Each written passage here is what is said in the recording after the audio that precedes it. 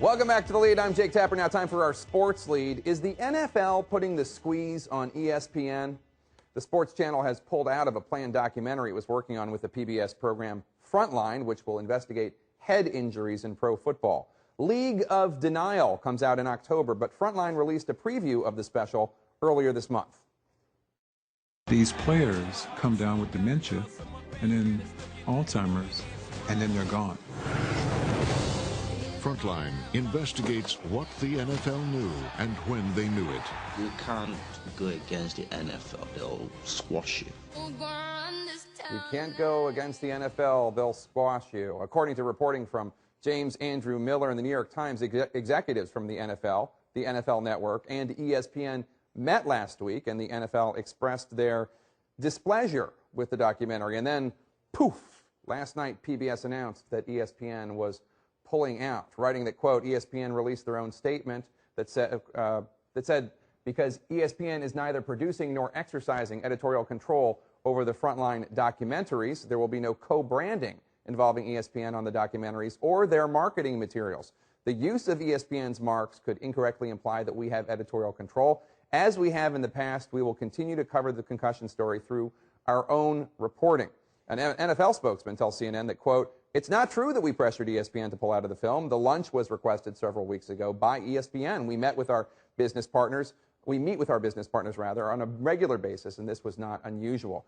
Let's bring in James Andrew Miller. He's the author of Those Guys Have All the Fun Inside the World of ESPN, and he is the author of this story in the New York Times. So, first of all, Jim, I have to say, the idea that ESPN would cooperate with Frontline on a documentary about the NFL and head injuries, it doesn't seem to make a lot of sense to me because ESPN relies upon the NFL for everything. Of course the NFL is going to squash them.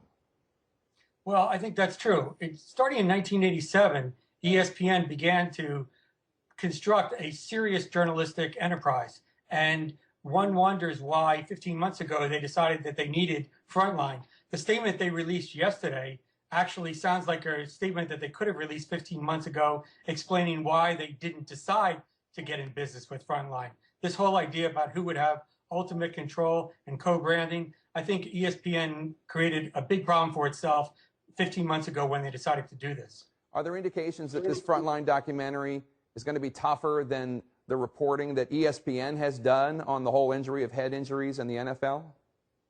It seems that one of the key value propositions to this documentary is to create a narrative, which is to take a lot of the reporting that's been done by many news organizations over the years and put it together in a very compelling picture. I'm not sure, I haven't seen the documentary. I'm not sure what is actually new. I know there is some new material, but when you take all these disparate elements and you put it together in a powerful narrative, I think that has much more impact. And certainly now, given what's happened over the past 24, 48 hours, a lot more eyeballs are going to be watching it as a result. One of the spokesmen of the NFL Players Association told this to Deadspin, let me read this, quote, given the media landscape we're in, player access is as valuable as access to the games. We will have to make a longer-term decision if we don't feel like our broadcast partners are willing to tell the truth. So that's the Players Association. They obviously, I would think, want there to be attention to the well-being of their players. Could ESPN lose access to players because they backed out of this documentary? I doubt it.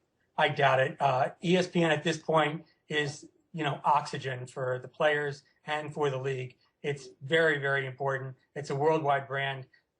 Over 8,000 hours a year, and a lot of that devoted to the NFL. That would surprise me. James Andrew Miller, great reporting. Thanks for coming on.